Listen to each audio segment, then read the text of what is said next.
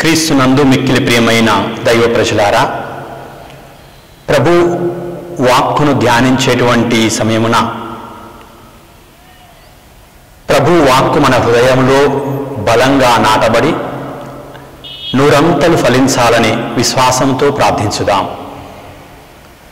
మా రక్షకుడవైన దేవా, మమ్మెంతగానో ప్రేమించి మా రక్షకునిగా ఈ లోకంలో జన్మించి మా జీవితాల్లో ఆనందాన్ని నింపారు. మీ రక్షణకై నిరీక్షిస్తున్నటువంటి క్రైస్తవ సహోదరులలో ఆనందాన్ని నింపే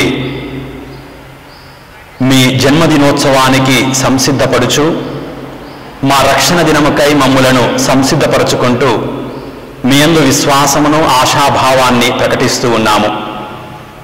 మీ పరిశుద్ధ వాక్కును ఆలకించి ధ్యానించేటువంటి సమయమున మా హృదయాంతరంగాలలో మీ పరిశుద్ధ వాక్కు ఆనందాన్ని పంచిపెట్టుమని, మా విశ్వాస జీవితంలో ఎల్లప్పుడూ ఆనందించే ప్రజలంగా మీకు సాక్షులుగా జీవింప మాపై మీ కనికరమును ఆత్మవరాలను సంపూర్ణముగా అందించుమని ప్రార్థిస్తూ ఉన్నాం. ఓ మా రక్షక, మీ పరిశుద్ధమైనటువంటి రాకడకై ఎదురు చూస్తున్నటువంటి మా అందరిలో నుండి నిరుత్సాహం తీసివేసి ఆనందదాయకమైనటువంటి క్రైస్తవ విశ్వాసంలో మమ్ము బలపరచుమని మా రక్షకుడైన యేసు పరిశుద్ధ నామమున ప్రార్థిస్తున్నాము.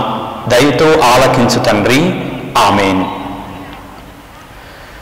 క్రీస్తునందు మిక్కిలి ప్రియమైన దైవ ప్రజలారా, క్రైస్తవ విశ్వాస ఆనందం రక్షకునిలో సంపూర్ణం అనే అంశం మీద ధ్యానం చేసుకుందాం. ఆనందం లేని జీవితాన్ని ఊహించలేం. రోజులో కాసేపైనా నవ్వుతూ ఉండలేని వారు, ఆనందాన్ని పంచుకోలేని వారు ఆ రోజును నిజంగా జీవించనట్టే. ఆనందం అంటే కేవలం ఎదుటివారి వింత చేష్టలను చూసి పగలబడి నవ్వడం కాదు. ఆనందం హృదయం నుండి రావాలి. మనకు లభించిన సంతృప్తికర జీవిత విధానమే ఆనందాన్నిస్తుంది. జీవితమే ఆనందంగా గడిపేవారు చాలా తక్కువ మంది ఉంటారు. మనిషికి ఆనందమే మహాభాగ్యం. ఆనందమే ఆరోగ్యం. ఆనందమే ఐశ్వర్యం. క్రైస్తవ విశ్వాస ఆనందం రక్షకునిలోనే సంపూర్ణమన్న విషయాన్ని ఆగమన కాలం 3వ ఆదివారం మనకు నేర్పిస్తుంది. క్రీస్తునందు ప్రియులారా, యేసుక్రీస్తు ప్రభు రాకడకై నిరీక్షిస్తున్నటువంటి మనందరిలో ఈరోజు క్రీస్తు జన్మిస్తున్నాడు అన్న ఆనందాన్ని ప్రభు మనకు అందిస్తూ ఉన్నాడు. యేసుక్రీస్తు ప్రభువుకు చెందిన బిడ్డలంగా, ఆయన ఆత్మతో నడిపింపబడుతున్నటువంటి వారిగా సంపూర్ణ ఆనందం ఎక్కడ లభిస్తుంది అని ప్రాకులాడుతున్నటువంటి ఈ ప్రపంచంలో క్రీస్తును లోకానికి అందించే గొప్ప అవకాశాన్ని శ్రీసభ మనకు అందించింది. ఈ లోకంలో ఆనందాన్ని అనుభవించే మార్గాలు అనేక ఉన్నాయి. అన్ని మార్గాలు శాశ్వతమైనవి కావు, జీవమిచ్చేవి కావు. దేవుని మార్గమే మనకు శాశ్వత ఆనందాన్నిస్తుంది. పునీతులెల్లరూ తమ తమ విశ్వాస జీవితం ద్వారా ప్రభువు చూపించిన ఆనంద మార్గాన్ని అనుసరిస్తూ విశ్రామ స్థానాన్ని, గమ్యస్థానాన్ని చేరుకున్నారు. ఆగమన కాలంలో రక్షకుడు జన్మించాడన్న శుభవార్త మనలో ఆనందాన్ని నింపుతుంది. మనము మోయలేని భారమును, భరించలేని బాధలను, ముళ్లను, నిందావమానాలను శాశ్వతంగా మన నుండి తీసివేయుటకు రక్షకుడు జన్మిస్తున్నాడు. ఈరోజు మనం అంతరంగిక ఆనందాన్ని కోరుకోవాలి. ఈ లోక బాధలు అనేకం ఉన్నాయి. సహజంగా మన ఆలోచనలన్నీ ఏనాటి భోజనం ఆనాటు సంపాదించుకోవడానికి, మంచి బట్టలు, మంచి గృహం, ఆయురారోగ్యాలు మొదలైన వాటి మీదనే నిమగ్నమై ఉంటాయి. ఇవి ఉంటేనే ఆనందంగా ఉండగలమనే ఆలోచన ఉంటుంది. దేవుడు మనకిచ్చే ఆనందం, దేవుని వద్ద మనకు లభించే ఆనందం దీనికి పరిమితం కాకూడదు. మన ఆనందం దేవుని వాగ్దానాలపై ఉండాలి. ఆయన సంకల్పం నెరవేర్చడంలో ఉండాలి. దేవుడు మనకు చేసిన వాగ్దానం ప్రకారం ఆయనే మన మధ్య ఉన్నాడని ఆనందించాలి. ఆయన వెలుగులో ప్రకాశించడంగా మన జీవితం చూసుకోవాలి. దానికై ఆరాటపడాలి. మనలో నుండి దేవుని రూపాన్ని దూరం చేసే చీకటి శక్తుల నుండి రక్షింపబడాలని కాంక్షించాలి. ప్రియులారా, అందుకే ఈరోజు ప్రత్యేకంగా ప్రభువు ఆనందించండి, ఆనందించండి, మరలా చెప్పుచున్నాను ఆనందించండి అని ఆహ్వానిస్తూ ఉన్నారు. ప్రియులారా, దేవుని వాక్కు ద్వారా 3 విషయాలను నేర్చుకుందాం. మొట్టమొదటిగా, మెస్సయ్య రక్షణ కార్యంలో మానవాళికి పరమానందం. ఇజ్రాయేలు ప్రజలు బాబిలోనియా బానిసత్వం నుండి తిరిగి ప్రవాస జీవితం ముగించుకొని దేవుని కృప వలన వారి పాపములకు గాను శిక్షను అనుభవించి ఆ శిక్ష నుండి విముక్తి చెంది ఇజ్రాయేలు దేశానికి తిరిగి వచ్చుతున్నటువంటి క్రమమున ఈరోజు యెషయా ప్రవక్త గ్రంథం మనకి 61వ అధ్యాయంలో ఇచ్చినటువంటి సందేశాన్ని ధ్యానం చేస్తూ ఉన్నాము. ప్రియులారా, యెషయా ప్రవక్త ఇజ్రాయేలు ప్రజలకు దేవుని రక్షణ సందేశాన్ని ప్రవచించాడు. ఆ ప్రవచనంలో ప్రజలకు ఆనందదాయకమైనటువంటి చిహ్నాన్ని మరియు యావే తన పరిపాలనను ఏ విధంగా ఇజ్రాయేలు ప్రజల రక్షణగా ఉంచబోతున్నారో నేర్పిస్తున్నాడు. ప్రవాస జీవితం ముగించుకొని యెరూషలేం ప్రాంతంకు వచ్చినటువంటి ప్రజలు వారు ఆశించినంత ఆనందాన్ని పొందలేదు. దానికి ప్రధాన కారణం, అప్పటికే యెరూషలేం చుట్టుపక్కల ప్రాంతాలలో అనేక జాతి అన్య ప్రజలు జీవించడం వలన వారి ఆలోచనలు, వారి ఆచారాలు దేవుని ఆలోచనలకు ఆచారాలకు విరుద్ధంగా ఉండడమే. వారి మత ధర్మాలు కూడా యావే ప్రభుని ఆరాధించేవిగా లేవు. అవన్నీ కూడా ఇజ్రాయేలు ప్రజల మీద కూడా ప్రభావితం చూపాయి. అందుకే మెస్సయ్య కోసం ఎదురు చూడండి యెషయా ప్రవక్త ఇజ్రాయేలు ప్రజలకు ఒక కొత్త ఆలోచన రేకెత్తించడమే కాకుండా దేవుని ప్రణాళికను వారికి వివరించాడు. యావే ప్రభువు బాబిలోనియా ప్రవాసం నుండి ఇజ్రాయేలు ప్రజలకిచ్చిన ఆ విమోచన సాధారణమైంది కాదు. ఎందుకంటే శత్రు రాజుల నుండి, శత్రు రాజ్యం నుండి సంపూర్ణంగా తమ సొంత భూమికి తిరిగి రావడం ప్రజల్లో ఉత్సాహాన్ని రేకెత్తించింది, ఆనందాన్ని నింపింది. ప్రియులారా, ఈరోజు ఇజ్రాయేలు ప్రజల జీవితంలో ఊహించనటువంటి సంఘటన ఎలా జరిగిందో క్రైస్తవ జీవితంలో కూడా దేవుడు అలాగే చేస్తాడు. అయితే యెషయా ప్రవక్త గ్రంథం 61వ అధ్యాయం చెప్పినట్టుగా అభిషిక్తుడైన యావే సేవకుడు యేసుక్రీస్తు ప్రభువే. ప్రభువైన యావే నన్ను అభిషేకించాడు, అతని ఆత్మ నాపై ఉంది, పేదలకు శుభవార్తను ప్రకటించుటకు, కృంగిపోయిన వారికి ఉత్సాహం పుట్టించుటకు, బందీలకు విముక్తి, చెరలోనున్న వారికి విడుదల లభించుటకు ప్రభువు నన్ను పంపాడని యెషయా ప్రవక్త రాబోతున్నటువంటి అభిషిక్తుడైనటువంటి సేవకుని గురించి చెప్పాడు. ప్రభు అనుగ్రహ సంవత్సరం గురించి, శత్రువుల నుండి రక్షించు దినం గురించి, శోకించు వారికి ఓదార్పు గురించి అక్కడ వివరించబడింది. ఈ వచనాలు ప్రియులారా, లూకా శుభవార్త 4వ అధ్యాయం 18-19 వచనాలలో యేసు ప్రభువు ప్రార్థనా మందిరంకి వెళ్ళినప్పుడు ఆయన గ్రంథం తెరిచినప్పుడు ఈ వచనాలే కనపడడం చాలా సంతోషం. అప్పుడు ప్రభు పలికిన మాట, నేడు మీ ఎదుట ఈ లేఖనం నెరవేరింది. అంటే యెషయా ప్రవక్త చేసినటువంటి ఆ ప్రవచనం ఇజ్రాయేలు ప్రజలకు ఆనాడు నిరీక్షించేటువంటి ఆనందాన్ని ఇస్తే, ఇప్పుడు మనకు ఆ నిరీక్షణ ఫలంగా క్రీస్తే మన మధ్య ఉన్నాడని, అది ఆ ప్రవచనం మన మధ్య నెరవేరిందన్న సంతోషాన్ని పంచుతుంది. ప్రియులారా, ఏమిటి సంతోషం? పేదలకు శుభవార్త, మత్తయి శుభవార్త 4వ అధ్యాయం 23వ వచనంలో యేసు గలిలయ ప్రాంతమంతటా పర్యటించుచు పరలోక రాజ్యపు సువార్తను గూర్చి ప్రవచించుచు ప్రసంగించుచు ప్రజల వ్యాధి బాధలనెల్లా పోగొట్టుచున్నాడన్నాడు. పేదలకు శుభవార్త అంటే కేవలము ప్రియులారా ఆర్థిక పరమైన పేదరికం కాదు, అవి తప్పనిసరిగా దేవుడు సమకూరుస్తాడు. అయితే అంతకంటే ఉన్నతమైన ఆధ్యాత్మిక పరమైనటువంటి పేదరికం నుండి ప్రభువు విడుదలనిచ్చాడు. కృంగిపోయిన వారికి ఉత్సాహం.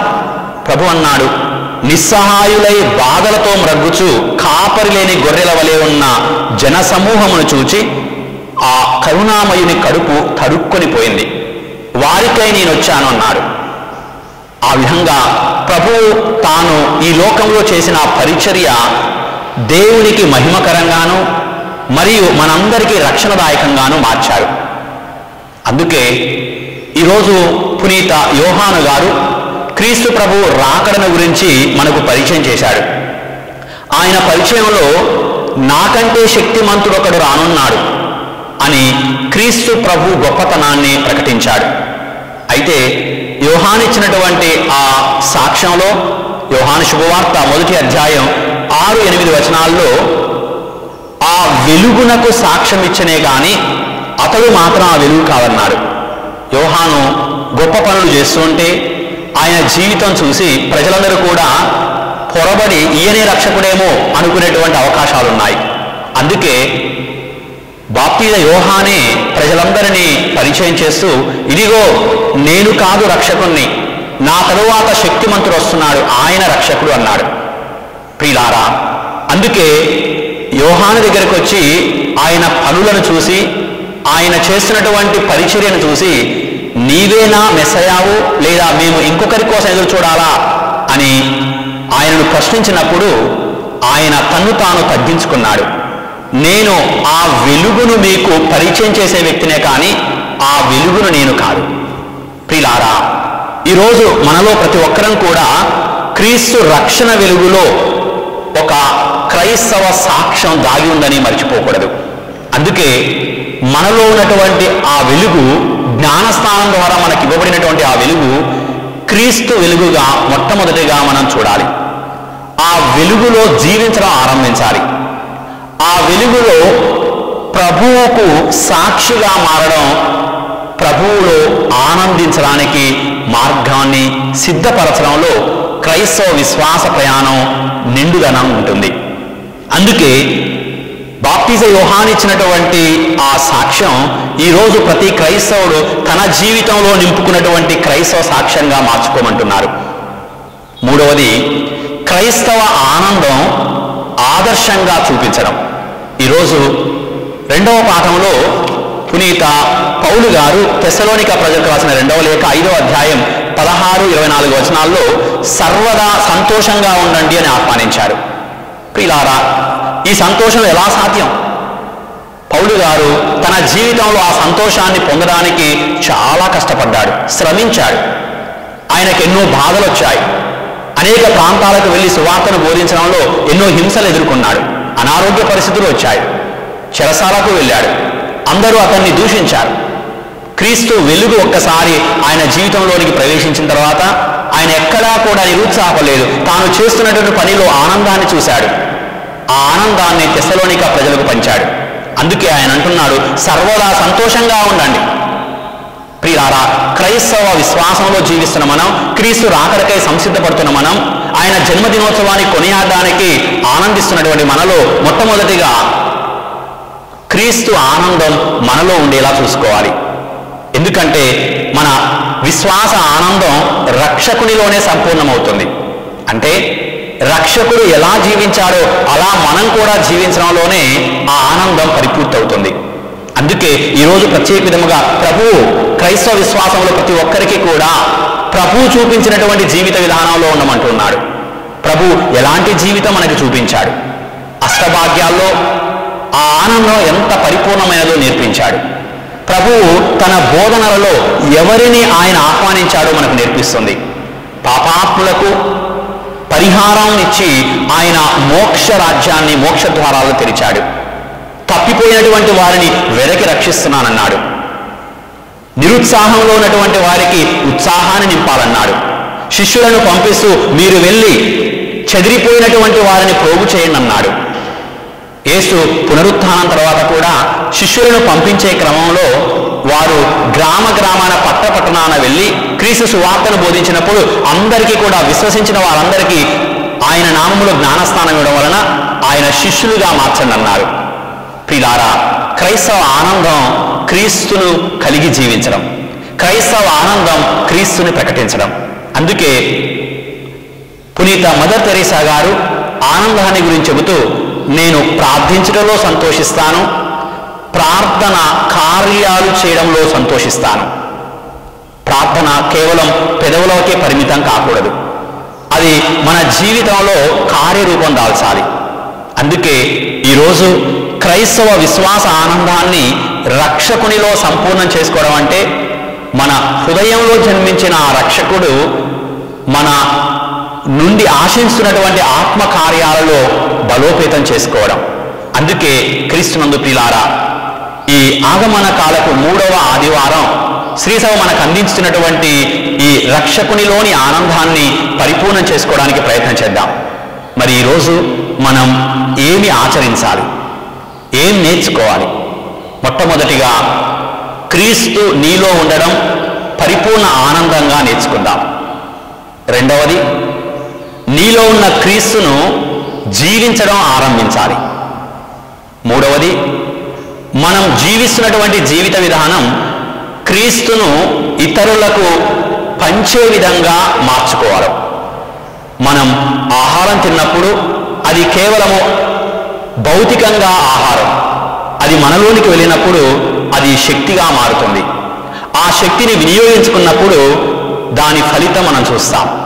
అలాగే ఆనందం నోటి మాటగా ఉండక, భౌతికపరమైనటువంటి చింతలతో ఉండిపోక, అది మనలోనికి ప్రవేశించాలి, అది శక్తిగా మార్చాలి, అది మనకు అందిస్తున్నటువంటి ఫలితాలలో సంపూర్ణ ఆనందాన్ని చూడగలగాలి. అందుకే ఈరోజు క్రైస్తవ ఆనందం, క్రైస్తవ విశ్వాస ఆనందం రక్షకునిలో సంపూర్ణం. తల్లి మరియ గర్భంలో సంపూర్ణమైంది. మరియ తల్లి ఎలిజబెత్తమ్మను సందర్శించినప్పుడు నా తల్లి, నా ప్రభు తల్లి నా ఇంటికి వచ్చేట ఎలా అని గర్భములో ఉన్న శిశువు ఆనందంతో గంతులు వేయడంలో సంపూర్ణమైంది. శిష్యులు యేసు ప్రభుని కల్లారా చూడడంలో సంపూర్ణమైంది. క్రైస్తవ విశ్వాసంలో దివ్యబలి పూజలో క్రీస్తును దర్శించడంలో సంపూర్ణమైంది. క్రైస్తవ బిడ్డలు 2-3 గుమికూడి ప్రార్థించడంలో సంపూర్ణమవుతుంది. ఆత్మ మన మీదికి దిగి రావడంలో సంపూర్ణమవుతుంది. మనం పరలోక రాజ్య పౌరులంగా ఆశాభావంతో జీవించడంలో సంపూర్ణమవుతుంది. అలాంటి క్రైస్తవ ఆనందాన్ని మనందరికీ ప్రభు అనుగ్రహించాలని విశ్వాసంతో ప్రార్థించుదాం. ప్రభు రక్షణ వరాలు, ఆనందదాయకమైనటువంటి ఆయన జీవితం సమృద్ధిగా మనలో ఉండునుగాక. ఆమేన్.